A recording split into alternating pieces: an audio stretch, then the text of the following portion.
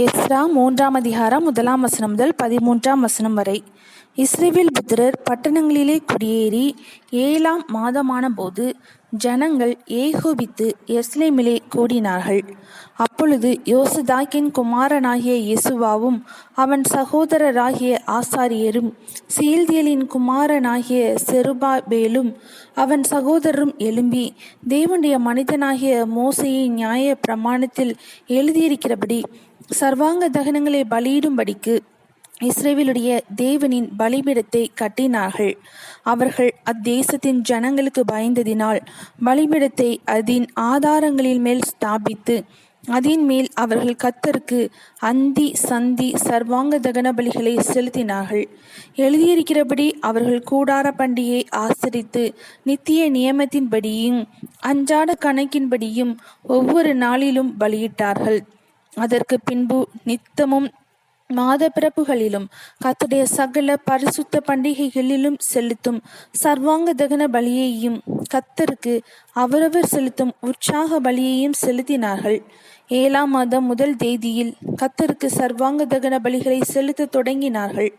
ஆனாலும் கர்த்தருடைய ஆலயத்தின் அஸ்திபாரம் இன்னும் போடப்படவில்லை. அப்பொழுது பெர்சியாவின் ராஜாவாகிய கோரேஸ் தங்களுக்கு பிறப்பித்த உத்தரவின்படியே அவர்கள் கல் தச்சருக்கும் பணத்தையும் லீபனோனிலிருந்து கேதுரு மரங்களை சமுத்திர வழியாய் யோப்பா மட்டும் கொண்டு வர சீதோனியருக்கும் தீரியருக்கும் போஜன பானத்தையும் எண்ணெயையும் கொடுத்தார்கள். அவர்கள் எருசலேமில் உள்ள தேவனுடைய ஆலயத்திற்கு வந்த 2ஆம் வருஷம் 2ஆம் மாதத்திலே செயல்தியேலின் குமாரனாகிய செருபாபேலும் யோசதாக்கின் குமாரனாகிய யெசுவாவும் மற்றுமுள்ள அவர்கள் சகோதரராகிய ஆசாரியரும் லேவியரும் சிறையிருப்பிலிருந்து எருசலேமுக்கு வந்த அனைவரும் ஆரம்பம் செய்து 20 வயது முதல் அதற்கு மேற்பட்ட லேவியரை கர்த்தருடைய ஆலயத்தின் வேலையை நடத்தும்படி வைத்தார்கள்.